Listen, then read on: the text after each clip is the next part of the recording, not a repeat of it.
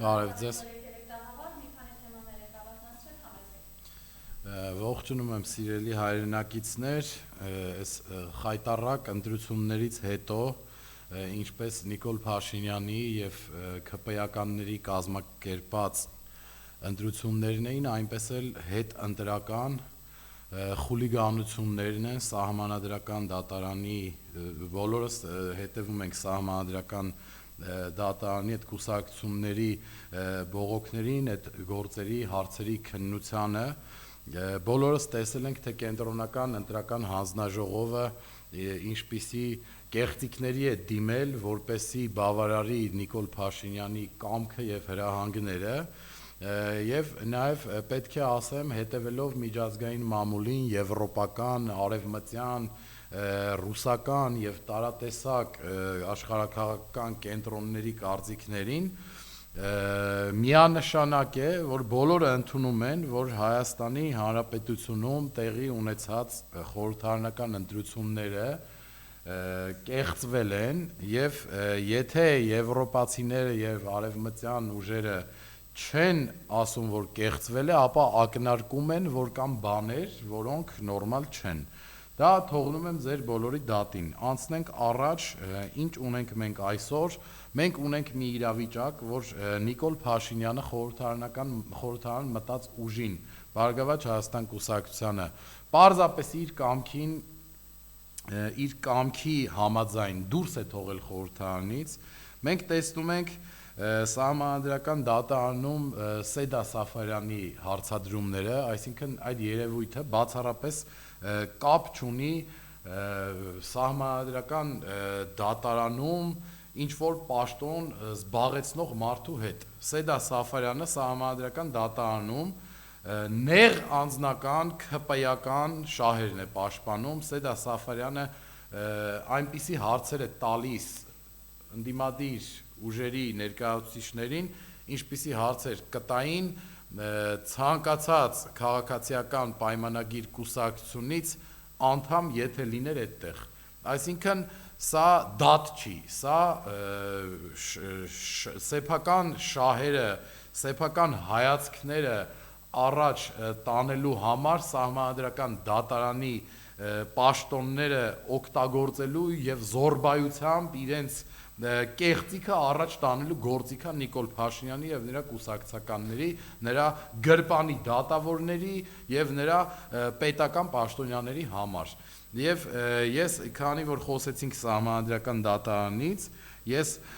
ցանկանում եմ բոլորիդ տեղյակ պահել, որ նախ սահմանադրական դատարանի այս հարցադրումների արդյունքում մենք իմացանք քիչ առաջ, դա շուտվա ինֆորմացիա չի, մի քիչ առաջ եմ ես լսել, այդ եթերի ժամանակ ուղիղ, որ քաղաքացիական պայմանագիր կուսակցության քարոզ արշավի ժամանակ դրոններ օգտագործելու համար ուրեմն կառավարությունը եւ քաղաքացիական պայմանագիրը Հայաստանի Հանրապետության պետական միջոցներից, մեր հարկերից $1 միլիոն գումար են վատնել իրենց քարոզարշավի վրա միայն դրոններով նախընտրական քարոզարշավի հավաքները նկարանելու համար։ Օրինակ, այս $1 միլիոն եթե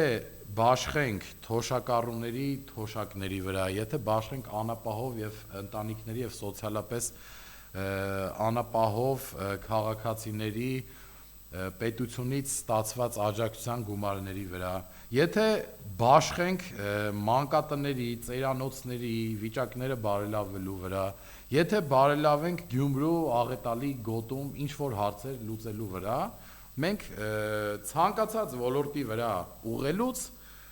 տեսանելի առաջընթաց կունենանք,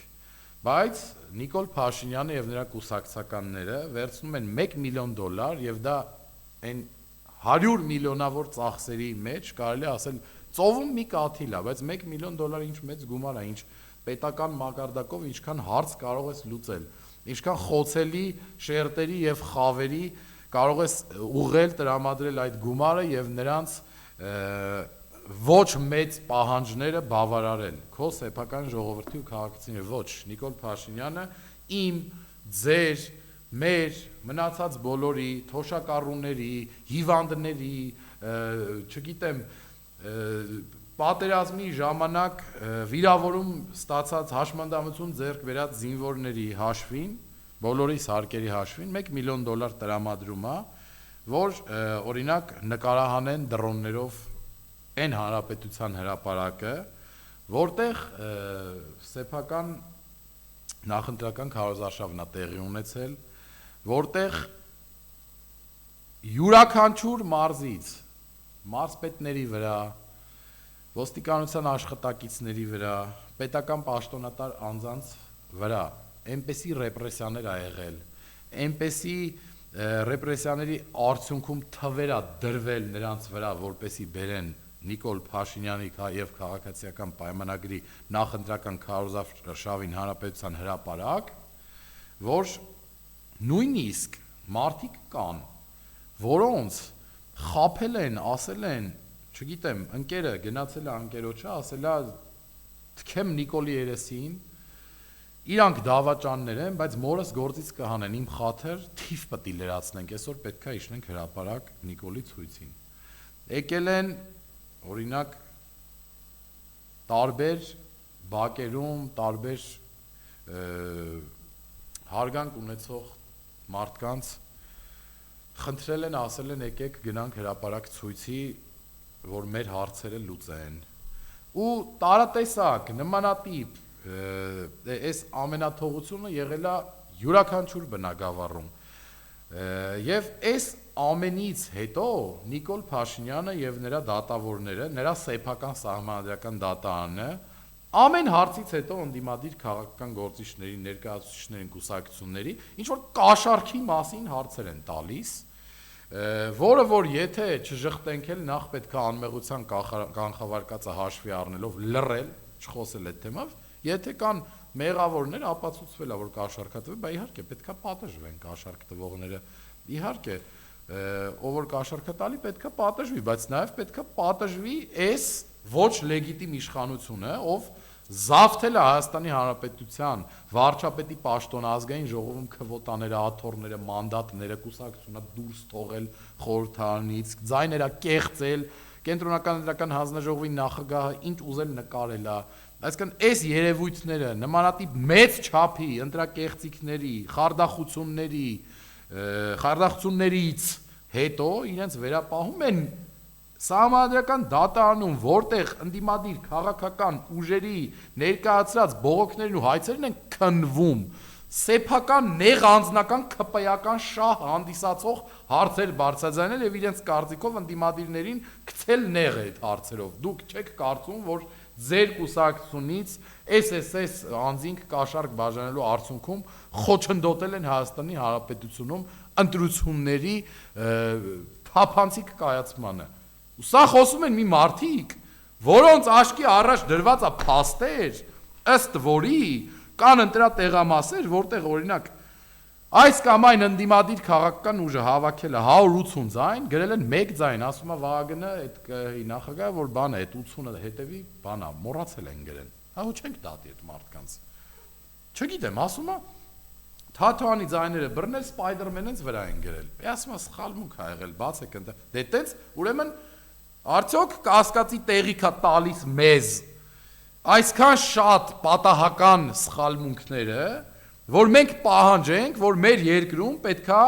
նորից կայանան խորհրդարանական ընտրություններ եւ չեղյալ հայտարարվեն այս կայացածը, որովհետեւ սա խուլիգանություն է, ոչ թե խորհրդարանական ընտրություններ։ Թույլ տալիս է մեզ կասկածելու, որ ընտրատեղամասը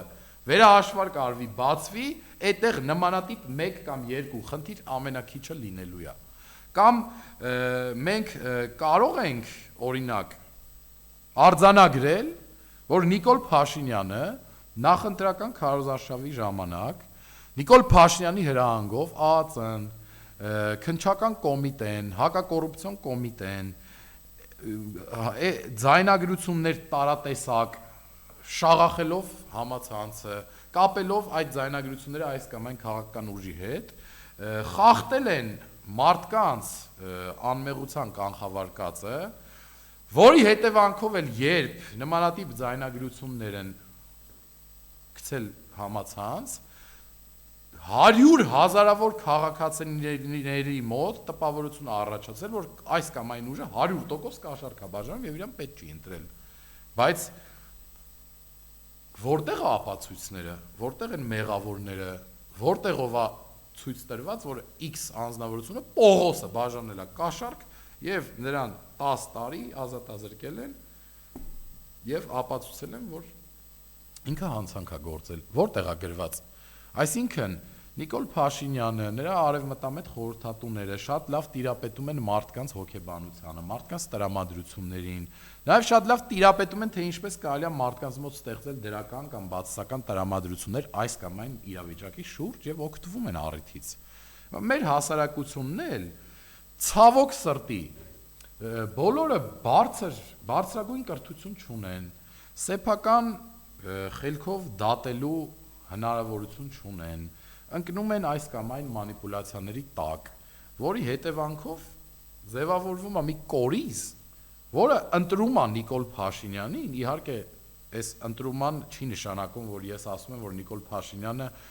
ընտրվել է վարչապետ։ Նիկոլ Փաշինյանը 30-ից 35% ձայն է հավաքել, ծախսելով միլիարդավոր դոլարներ ընտրությունների վրա, ազդելով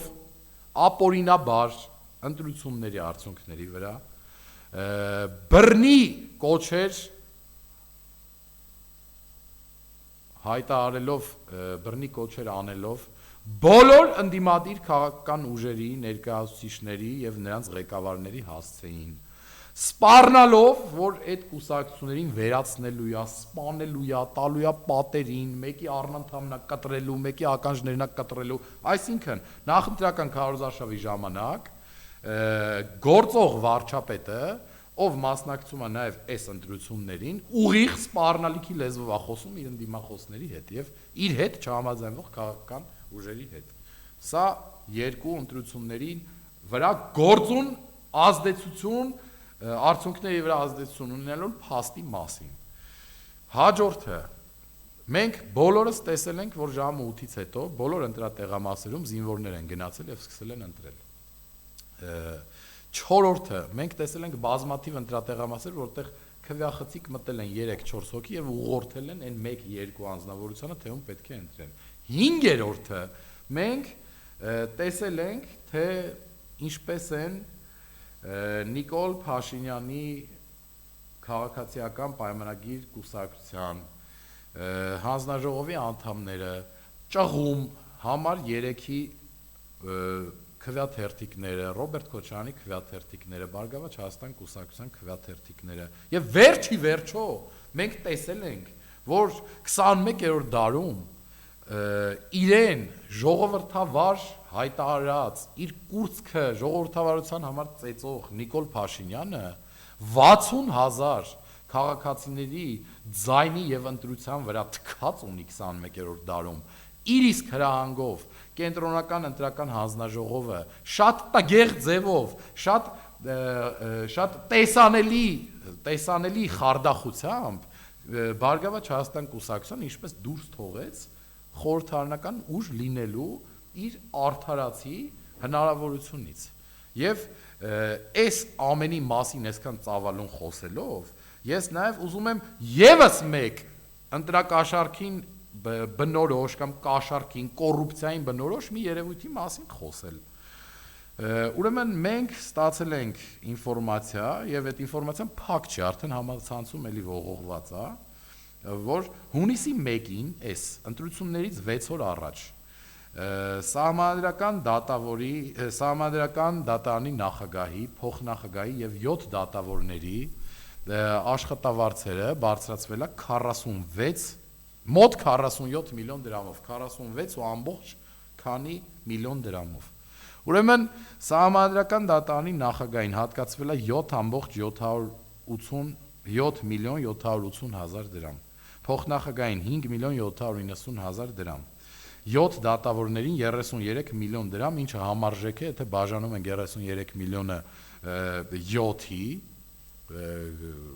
գծետը անում է ամեն մեկին 4.7 միլիոն, հա 4.7 անգամ 7 անում է 3.3 միլիոն։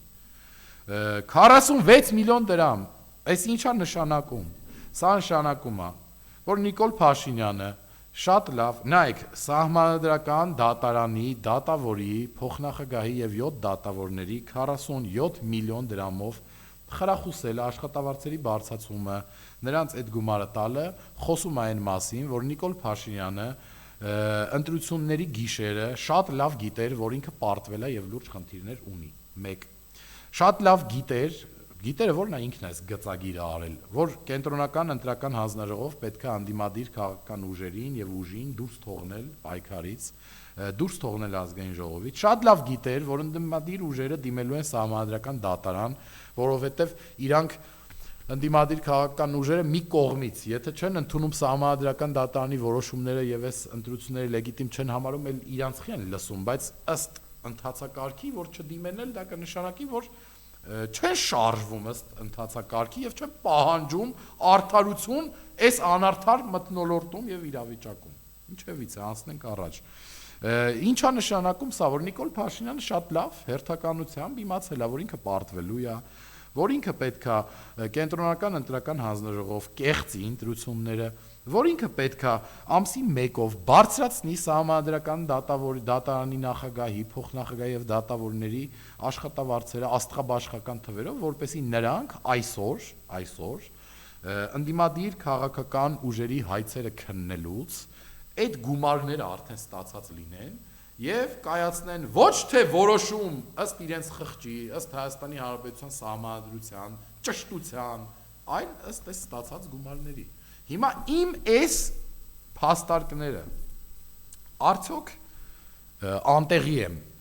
անտեղի են կապվում իրար հետ։ Իհարկե ոչ, միայն հիմարը չի հասկանա ինչա տեղի ունենում։ Եվ խոսելով այս քարոզարշավի ժամանակ Նիկոլի ռեպրեսիաներից, թաղի լավ տղերքի հարցեր լուծելուց, կաշառքներ բաժանելուց, բայց իրանց կաշառքների ձայնագրությունները դե բնականաբար համացանցում չպտտելուց, չգցելուց, դատավորներ կաշառելուց, բոլորին ռեպրեսիաների ենթարկելուց, 1000-ից ավել մեր ընդդիմադիր հայացքներ ունեցող մարդկանց տանել բերդերը գցելուց զատ ցանկանում եմ խոսել մի փոքր նաև մի քանի այլ թեմաներից, այսինքն ոչ թե ցանկանում եմ խոսել, այլ հիմնական խոսելիքս արդեն ասացի եւ հիմնական ճշգրտումները ըստ ինձ վերլուծությունները արեցի ձեզ համար, սիրելի ընկերներ, նախ ցանկանում եմ անդրադառնալ 3 չէ առաջի օրը Իսրայելի հայտարարության մասին, նրանց ղեկավարի հայտարարության մասին, ցեղասպանության հետ կապված, եւ իհարկե մենք բոլորս հասկանում ենք, որ Իսրայելը Թուրքիայի եւ Ադրբեջանի դեմ ինչ որ քայլեր անելու համար տարածաշրջանում այդ թրիփի Սյունիքի միջանցքում մասնաբաժին ունենալու համար, հայ ժողովրդի աչքին պուպուշերևալու համար, 44 օրյա պատերազմում Ադրբեջանին ուղղակի եւ անուղղակի օգնությունը կոծկելու եւ հայ ժողովրդի մոտ բարի բարեկամ երևալու համար ինչ որ ցեղասպանության մասին է ակնարկում, բայց այդտեղ մի դիսոնանս կա, այդտեղ հակասական ինչ որ բան կա, այստեղ մեր երկրի ղեկավարը ասում է, որ Իսրայելի արած հայտարարությունը մեր այսօրվա քաղաքական գծին այդքան էլ տենց եսի ինչ մի օգուտ չի, ոչ տակա ոչ սառել, մի բանը խանգարում է, պատկերացնում եք Նիկոլին, եւ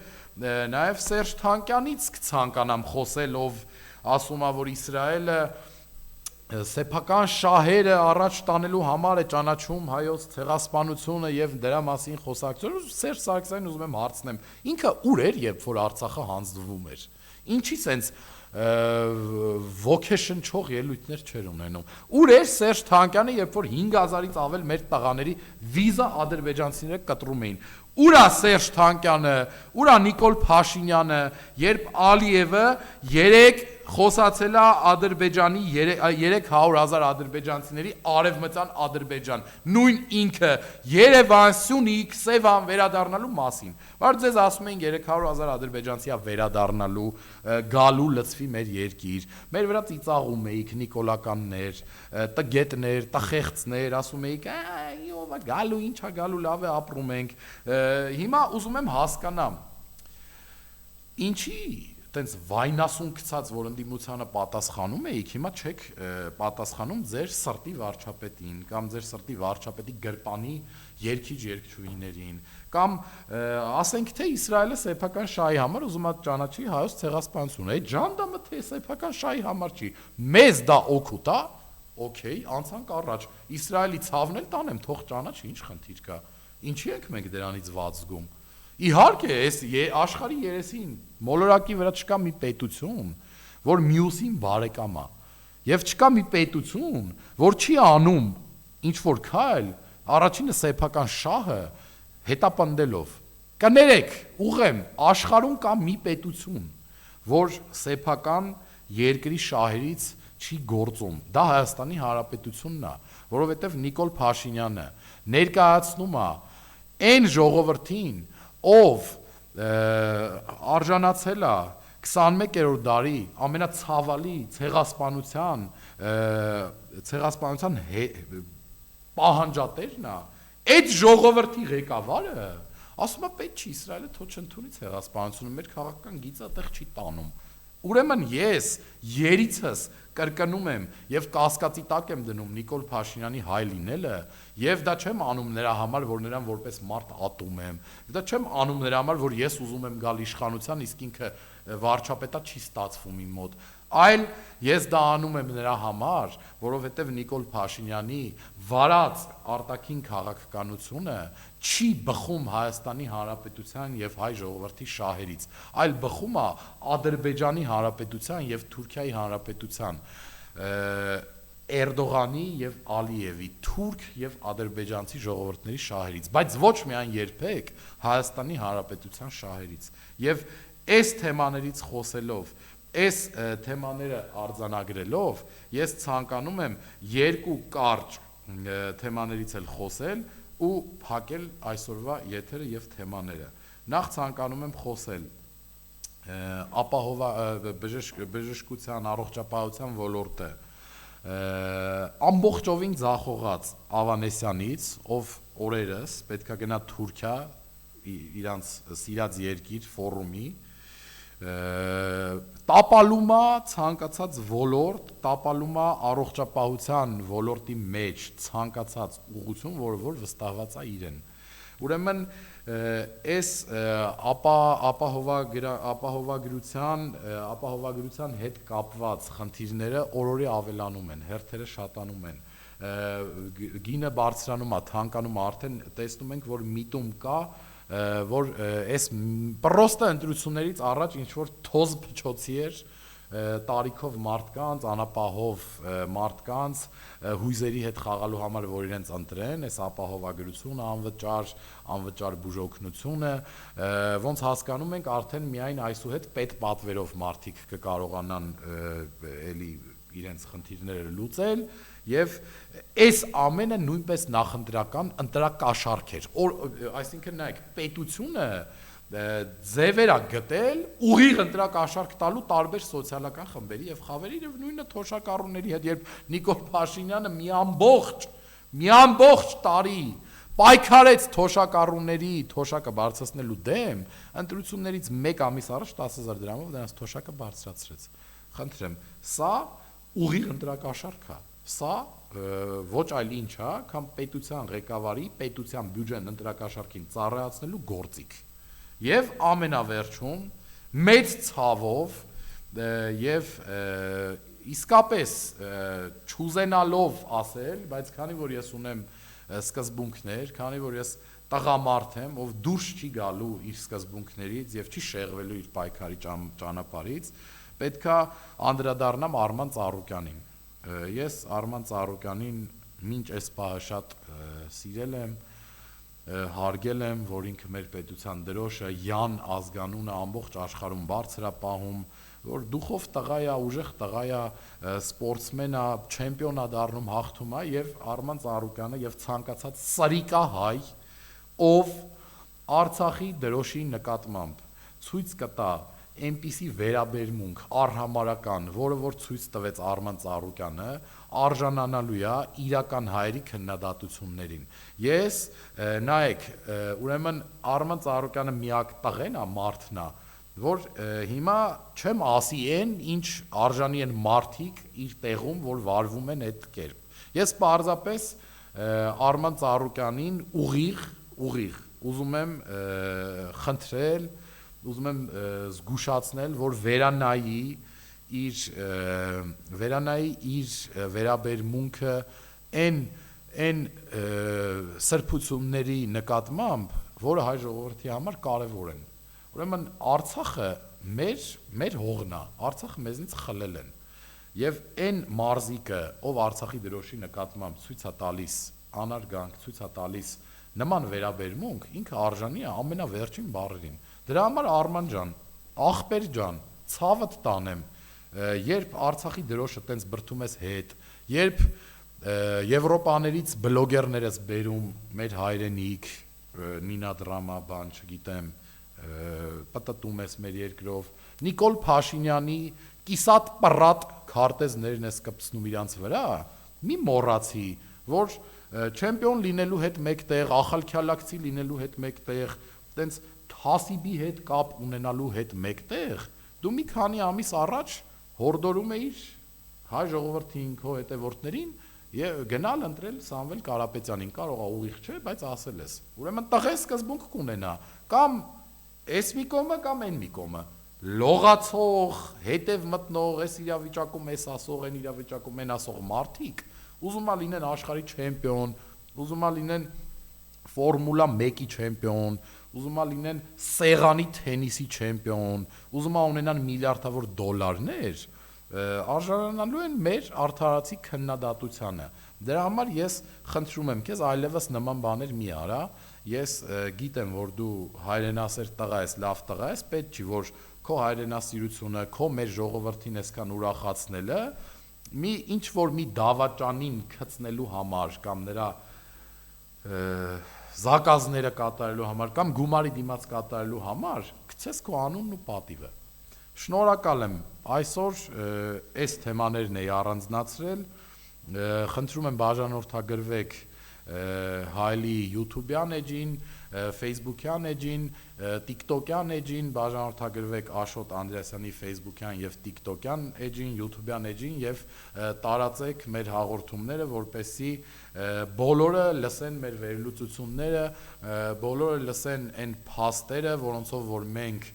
մերկացնում ենք Նիկոլ Փաշինյանի դեմքը, նրա հանցագործությունները, խուլիգանությունները եւ հայ ազգի նկատմամբ դավաճանությունները։ Շնորհակալ եմ ուշադրության համար, կհանդիպենք։